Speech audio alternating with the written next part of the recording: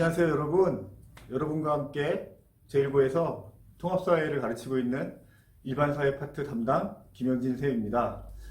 여러분을 계속 교실에서 보고 수업을 해야 되는데 지금 안타깝게 격주로 나오면서 수업을 해가지고 다다음 주가 우리 중간고사인데 시험 전에 정리하는 시간을 가질 수가 없어요. 어려워가지고 쌤이 원격 수업을 하는 것보다는 이렇게 강의를 찍어서 정리를 한번 해주는 게 여러분들에게도 좋을 것 같아가지고 오늘 또 강의를 찍게 되었습니다.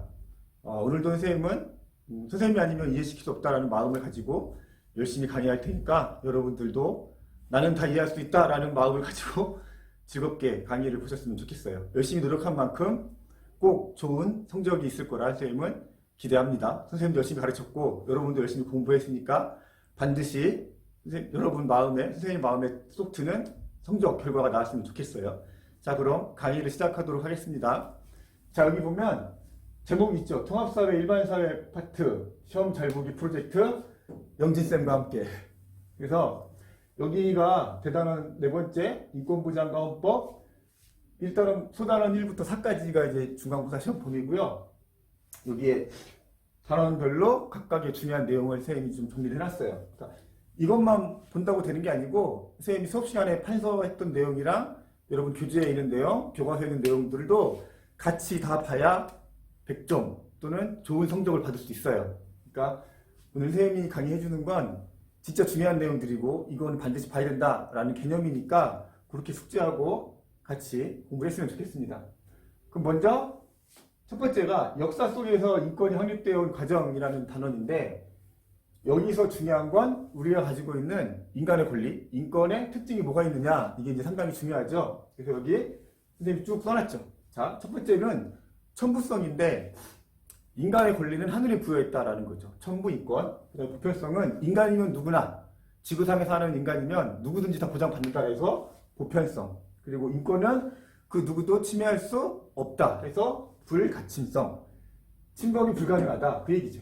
불가역성은 내 권리를 누구에게 양도 줄 수 없다 그 뜻이죠. 그 다음에 항구성은 계속 영구히 그 뜻이에요. 그러니까 내가 살아있는 한 내가 가지고 있는 권리는 쭉 보장받는다라는 의미가 되겠죠. 그 다음에 또 중요한 거는 우리가 지금 누리고 있는 이 자유권, 평등권, 사회권 뭐 이러한 권리들이 뭐 당연한 게 아니라 예전부터 상당히 많은 사람들이 이러한 권리를 얻어내려고 싸우고 투쟁하고 죽고 그랬었어요. 그래서 그런 험난한 과정을 통해서 인권이 확립되어 왔는데 우리 되게 소중하게 생각해야 되겠죠. 그래서 세계 3대 시민혁명이라고 있습니다. 그래서 영국의 명예혁명, 미국의 독립혁명, 프랑스의 혁명, 프랑스 대혁명. 그래가지고 이 세 개를 통해서 많은 사람들이 수행을 하면서 우리의 자유와 권리, 인간의 존엄성 이런 것들이 법에 명문화가 되었어. 썼다고 이렇게. 이러이러한 권리가 인간에게 있고 국가와 정부는 이런 것들을 보장해줘야 한다라고 명문화 썼다는 얘기죠. 그래서 큰 의미를 갖고 있어요. 당연히 알아야 되겠죠. 그 다음에 이어서는 참정권 확대 운동이라는 게 일어났는데 자유와 평등을 얻고 나서 우리도 정치에 참여하고 우리도 법 만드는 과정에 참여해서 우리가 만든 법을 우리가 지키겠다라는 그런 의미에서 참정권을 달라라고 운동을 했던 거예요. 그게 처음에 이제 영국에서 노동자들의 선거권 확대 운동이죠. 차트리스트 운동이라는 게 일어났고 그 이후에 여성의 참정권 운동, 그 다음에 흑인의 참정권 운동 이런 역사적인 과정을 통해서 현재는 일정한 나이가 되면 누구나 선거에 참여할 수 있고 투표권을 받는 보통선거제도가 확립이 된 거죠. 그 다음에 인권이 확대되는 과정 속에서 보면 지금도 인간의 어떤 생각이 바뀌고 사상이 진보할수록 새로운 인권이 등장을 해요. 그래서 예전부터 보면 1세대, 2세대, 3세대 인권 이런 식으로 발전을 했는데 첫 번째 가장 먼저 우리가 요구했던 건 자유권이잖아요. 그리고 정치에 참여할 수 있는 권리. 그래서 보통 1세대 인권, 가장 먼저 보장받기를 요구했던 게 자유권 참정권이고요. 그다음 2세대 인권은 인간답게 생활할 권리. 모든 사람은 최소한의 의식주를 해결할 수 있어야 되고 이런 것들은 국가가 당연히 기본적으로 보장을 해줘야 한다라고 생각을 한 거예요. 그래서 요구를 했던 거고 그래서 독일의 바이마르 공화국 때 바이마르 헌법에 세계 최초로 사회권이라는 규정을 뒀죠. 모든 독일 시민은, 국민은 독일이 인간다운 생활을 보장한다. 이게 이제 전 세계로 퍼져나가서 우리도 보장받게 된 거죠. 사회권. 그래서 2세대 인권은 사회권이라고 표현을 하고요. 세 번째, 3세대 인권은 연대권이 연대권. 그러니까 이거는 우리가 안전하게 살 권리, 그리고 지속 가능한 환경을 만들어 가야 되고, 재난으로부터 안전할 권리, 뭐 이런 내용들을 담은 건데, 그러니까 이런 것들을 위해서는 우리가 뭐 연대를 해야 된다. 세계 사람들이 모두 힘을 합쳐서 이런 권리를 보장받기 위해서 노력해야 한다는 의미에서 만들어진 게 연대권이죠. 그래서 이제 시간의 흐름에 따라 1세대, 2세대, 3세대의 권리도 여러분들이 잘 알고 있어야 됩니다.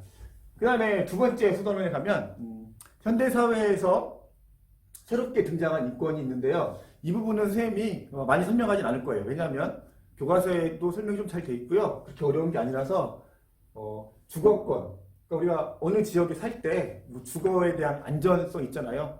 뭐 시설도 좋아야 되고, 뭐 문화시설도 갖춰줘야 되고, 교통도 좋아야 되고, 그 다음에 비용 같은 것도, 이런 모든 면에 있어서 주거할 때 편리해야 한다는 주거권이고, 안전권은 재난으로부터 좀 안전해야 되죠. 그쵸? 뭐 자연재해도 많이 일어나고, 뭐 질병 같은 것도 많고 하니까, 그런 걸로부터 우리가 신체나 생명을 안전하게 보호받을 수 있는 권리, 안전권이고, 환경권은 쾌적한 환경에서 우리가 생활할 권리, 이걸 가져야 된다는 얘기고요.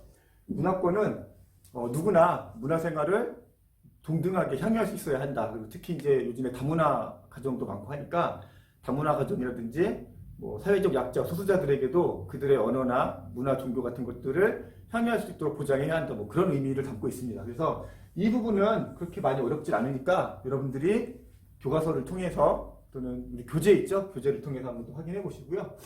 진짜 현재 중요한 거는 여기 있습니다. 여기 이제 3, 4단원이 선생님이 교실에서 되게 많이 힘 줘서 설명했던 부분이기도 하고요. 되게 많은 내용을 공부했고, 선생님이 이제 이 부분을 가르칠 때 권리 위에 잠자는 자는 뭐 보호받지 못한다 이런 얘기도 있고, 우리에게 어떤 권리가 있는지 알아야 우리가 이것을 보장받을 수가 있고, 또는 침해당했을 때 당당히 이 침해를 배제할 수 있게 내 권리를 돌려달라고 요구할 수가 있는 겁니다, 여러분. 그래서 3단원 인권보장을 위한 헌법의 역할을 보시면 인간의 존엄과 가치 및 행복 추구권, 이게 이제 하나의 권리죠. 우리 하늘이 준 우리 인간의 권리는 되게 존엄한 거예요. 그리고 누구나 행복을 추구해야 돼. 그래서 우리가 행복할 수 있다면 그 모든 게 다 권리라고 했잖아요. 여자친구들 화장할 수 있는 권리, 왜? 화장해야 예뻐지거든. 남자친구들 게임할 권리, 게임해야 행복하거든. 이런 모든 것들을 꼽에 나열할 수가 없어요. 그래가지고 이 행복 추구권이라는 말로 다 대신한 거야. 그래서 얘기했잖아요. 행복 추구권 뭐라고요? 포괄적 권리. 포괄적 권리. 그 다음에 평등권. 모든 사람들이 동등하게 대우받아야 돼. 그러니까 이 평등권이라는 건 다른 기본권을 보장받기 위한 전제 조건이라고 했죠. 왜냐하면 권리에 있어서 평등이 전제가 돼야 다른 권리도 동등하게 보장받는다는 의미가 있습니다. 그래서 평등권은 다른 기본권 보장을 위한 전제 조건 이해하시고요. 자유권은 아시다시피 역사적으로 가장 오래된 기본권이죠. 그래서 국가로부터의 자유. 국가가 제발 나에게 아무것도 하지 말고 가만 내버려둬라. 왜냐면 옛날에는 국가가 간섭을 많이 했잖아요. 뭐 세금도 막 걷어가고 전쟁터에 보내기도 하고. 그래서 가장 먼저 요구한 게 자유권이고, 국가로부터의 자유, 그리고 국가가 나한테 아무것도 하지 않으니까 소극적 권리, 이렇게 표현했었습니다. 그 다음에 이제 참정권은 국가의 일에 참여할 수 있는 자유죠. 그래서 우리도 정책이나 법을 만드는데 우리의 의사를 반영시킬 수 있게 투표나 선거 이런 걸 하게 해달라라고 했던 거고요. 그래서 여기 보면 참정권에 보면 선거권, 국민투표권, 피선거권, 뭐 공직지휘권, 공무자진권 다 얘기했었죠. 그리고 아까 자유권에서는 신체의 자유, 정신적 자유, 사회 경제적 자유 이거 있었죠. 지금 빼먹었었네요. 이렇게 아시고. 그다음에 이제 사회권은 인간답게 생활할 권리죠. 그래서 국가가 국민들의 기본적인 최저의 생활 의식주를 보장해 주는데, 이게 대체적으로 교육권, 근로권, 환경권, 보건권 이런 식으로 보장받죠 우리가. 그다음에 청구권은 다른 기본권을 보장받기 위한 수단적 권리죠. 수단적 권리. 그래서 여기에 우리가 금방 얘기했던 다른 기본권이 침해됐을 때 그 침해 배제를 요구할 수 있는 권리. 그래서 청원권, 그다음에 국가배상 청구권, 재판 청구권, 형사보상 청구권, 범죄 피해자 구조 청구권이 있었죠. 그래서 청구권은 다른 기본권을, 침해받은 기본권을 구제받기 위한 수단적 권리라고 배웠고, 선생님이 이 권리를 쭉 설명하면서 다른 말로 표현을 했죠. 그렇죠? 뭐 자유권은 국가로부터의 자유, 소극적 권리, 참정권은 국가의 자유, 적극적 권리, 사회권, 국가에 의한 자유, 적극적 권리. 그래서 이런 표현들도 선생님이 잘 알아두라고 수업 시간에 엄청 강조했을 거예요. 그렇죠? 강조한 이유가 있겠죠? 네.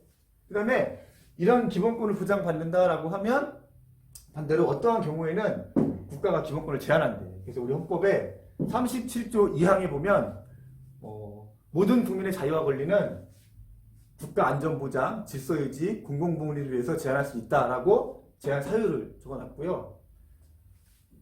법률로서 제한할 수 있다고 했으니까 제한 근거, 그리고 제한하는 경우에는 자유와 권리의 본질적인 내용을 침해할 수 없다. 제한의 한계 이렇게 명시되어 있습니다. 선생님이 수업 시간에 교과서로 같이 이렇게 이야기했을 거예요. 거기다가 예쁘게 별표 치라고도 했었고, 그래서 기본권을 보장해주기도 하지만 어떠한 경우에는 기본권을 제한받기도 한다라는 거죠. 잘 알아두시고, 그다음에 우리 헌법에는 인권 보장을 위해 기본권이 쭉 적혀 있기도 하지만 이런 것들을 구체적으로 어떻게 보장해야 하는지에 대해서 제도 장치를 마련했어요. 그래서 5가지가 있다고 선생님이 얘기했는데, 권력 분립, 권력을 나누는 거야. 입법, 행정, 사법 만들고 집행하고 판단하고. 한 사람이 가지고 있으면 독재가 되니까. 그래서 권력을 분산시켜서 서로 견제와 균형을 통해서 국민의 기본권을 좀 더 안전하게 보장해주자라는 의미가 담겨 있습니다. 법치주의 이거 반대. 직업주의 아니라고 했죠. 법치주의 반대. 인치주의, 사람이 자기 마음대로 통치하는 거. 그러니까 법에 있는 것만 할 수 있다는 거예요. 그러니까 뭐 예전 따지면 왕, 지금은 대통령, 권력자인데 우리가 이 사람들을 정치로 잘하라고 뽑아줬잖아요. 그죠? 그러니까 이 사람들이 정치를 하면서 법에 있는 것만 해야지, 그렇지 않으면 자의적인 통치가 되니까. 그래서 법치주의라는 거 잘 아시고, 그 다음에 이제 기본권 구제제도가 있어요. 이게 이제 헌법재판소에서 하는 건데, 법 체계가 있잖아요. 그쵸? 헌법, 법률, 명령, 조례, 규칙 이런 체계가 있고, 하위법이 상위법에 위배되면 효력을 상실해요. 그러니까 어떤 법률이 헌법에 보장되어 있는 기본권을 침해한다. 그러면 그 법의 효력을 상실, 그 법을 없애거나 새로 만들어야 돼. 그게 기본권 구제제도예요. 그 2가지로 선생님이 설명했죠. 위헌법률 심판이 있고 헌법소원 심판이 있는데, 위헌법률 심판은 재판 중에 어떤 법이 헌법에 위배되는지 여부를 가려달라고 하는 거죠. 그러니까 재판에 전제가 된 법률이 헌법에 위배되는지 여부를 판단하는 게 위헌법률 심판이고, 헌법소원 심판은 내가 일상생활 속에서 어떤 법이 헌법에 보장된 나의 기본권을 침해했어요. 그러면 그 법이 위헌이다라는 걸 판결해달라고 요구하는 거. 그게 헌법소원이죠. 그래서 그 2가지 방법으로 기본권을 구제받을 수 있고, 또 국가인권위원회라든지 국민권익위원회 이런 기관에서 내가 인권 침해 당했다, 기본권을 침해 당했다 했을 때 제보를 하면 와서 조사해주고 시정을 요구하고, 하여튼 그런 기관들이 있습니다. 그 다음에 선거. 우리가 민주적인 선거를 통해서 대표자를 뽑고, 그 대표자를 또 주기적으로 선거를 통해서 이렇게 교체를 하고, 그게 이제 권력에 대한 통제, 이러한 것들이 주권자인 국민의 의사에 따라서 민주적으로 이루어져야 한다라는 이야기입니다. 그 다음에 복수정당제는 우리나라는 정당 설립이 자유예요. 그래서 여러 개의 정당이 동시에 존재할 수 있고, 그래야 여러 사람들의 다양한 의견이 정책에 반영이 되고 법으로 만들어지죠.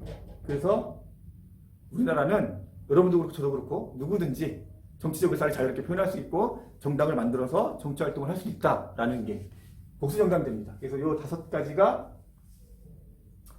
헌법에 있는 인권보장을 위한 제도 장치가 되겠습니다. 그 다음에 4번째 마지막 수단원이죠. 준법의식과 시민불복종인데, 준법은 법을 잘 지키는 거야. 그래서 우리가 법을 잘 지키면 어떤 점이 좋냐 이렇게 물어보면 정의로운 사회가 되죠. 이 정의란 말은 각자에게 각자의 몫을 준다라는 의미가 있고요. 우리가 노력한 만큼 그 보상을 가져가는 거. 그리고 기회가 평등해야 되고 과정은 공정해야 되며 그 결과는 정의로워야 되겠죠. 그런 걸 지켜지는 사회가 정의로운 사회고, 여러분 생각해봐. 내가 이렇게 열심히 해서 이걸 얻어냈는데 다른 사람은 법을 어기고 편법 부정한 방법으로 그걸 얻어낸다면 그건 정의롭지 않은 거잖아. 그죠? 이런 얘기 선생님 수업 시간에 열심히 많이 해준 것 같아. 되게 공감도 많이 했었고, 그지? 그래서 일단 정의를 실현하고, 그 다음에 우리 헌법이나 법에 보면 우리 권리들이 쭉 써있고, 이러이러한 권리는 보장을 한다. 뭐 침해될 경우에는 어떻게 한다라고 우리 다 배웠잖아. 그쵸? 그래서 법을 지키는 것 자체가 우리가 가지고 있는 인권, 기본권, 천부인권, 자연권을 좀 더 확실히 보장받는 방법이에요. 그래서 준법은 정의 실현과 인권 보장을 위해서 반드시 우리가 해야 하는 일이다. 이렇게 생각하시면 되고, 앞에는 법을 지키라고 했는데 뒤에는 불복종이라는 말이 나오죠. 이건 뭐냐면요. 어떤 법과 정책이 있는데 이게 부당해. 이 법을 지키는 것 자체가 반대로 내 기본권을 침해하는 경우가 생겨요. 그럴 경우에는 우리가 이 법 지키기를 거부할 수 있어. 그러니까 부당한 법 정책이 있으면 우리가 양심에 따라서 의도적으로 이 법을 비폭력적인 방법을 써서 거부하는 거야. 그러니까 준법 거부지. 그러니까 이게 조건이 필요해. 모든 법을 다 우리가 거부하면 사회 질서가 유지되지 않겠지. 그러니까 이 시민 불복종을 할 때는 정당한 조건이 이렇게 네 가지가 있어요. 그러니까 이 법이 나뿐만 아니라 우리 공동체 모두에게 기본권을 침해를 하고 부당한 법이라고 모두가 느껴야 돼. 그래서 목적의 정당성. 내가 이걸 지키지 않는 목적이 정당해야 돼. 그게 정의에 유배돼야 된다. 그 뜻이고, 최우수산성. 내가 이 바람직하지 않은 법과 정책을 바꾸기 위해 되게 많은 노력을 해야 돼. 그러니까 할 수 있는 건 다 해봐야 돼. 법과 제도에 있는 거. 1인 시위도 해보고, 뭐 인터넷 글도 올려보고, 국회의원한테 뭐 청원도 하고, 이야기도 하고, 마지막에 헌법소원까지 했을 때 안 되면 마지막에 최우수산성 쓰라는 얘기고, 처벌감수는 내가 이 부당한 법을 어김으로써 받는 처벌을 기꺼이 감수한다는 거야. 그러므로 나는 부당한 법은 어기지만 다른 법 체계를 존중한다는 걸 보여줘야 된다. 그 얘기고요. 비폭력성은 내가 이 준법 거부를 함으로써 폭력을 사용한다면 다른 법을 또 어기게 돼. 그치? 그러면 이게 앞뒤가 안 맞는 거야. 그래서 좀 어렵지만 시민 불복종은 목적도 정당해야 되고 최후 수단으로 사용해야 되고 처벌도 감수해야 되고 폭력적인 방법을 쓰면 안 됩니다. 그래서 이 네 가지가 만족이 되면 우리는 그걸 시민 불복종 운동이라고 인정을 하는 거예요. 자, 여러분, 여기까지 선생님이 시험범위 내용을 간단히 좀 정리를 했어요. 이제 밥상은 차려져 있고 여러분들은 이거 맛있게 먹어서 소화 잘 시켜서 좋은 결과로 성적을 내면 되는 거예요. 그러니까 오늘 공부하기 많이 힘들겠지만 뭐 코로나 때문에 또 더 어렵겠지만 건강도 잘 지켜가면서 남은 시간 중간고사 대비 잘 하셔가지고 좋은 결과 있기를 바라요. 고등학교에서의 첫 시험이니까 상당히 중요해. 이거 잘 보고 자신감 얻어서 좀 더 학교 생활을 즐겁고 재밌게 했으면 좋겠습니다. 자, 중간고사 잘 보시고 선생님은 항상 여러분 응원하니까 항상 화이팅 하세요. 그리고 중간고사 끝나고 교실에서 밝은 모습으로 만났으면 좋겠습니다. 여러분 강의 듣느라 수고하셨습니다. 안녕. 자, 여러분 안녕하세요. 사회 영진쌤입니다. 여러분의 중간고사 대박 기원 턱걸이 챌린지를 하도록 하겠습니다. 선생님 열심히 할 테니까 여러분들도 공부 열심히 하길 바래요. 자, 그러면 시작합니다.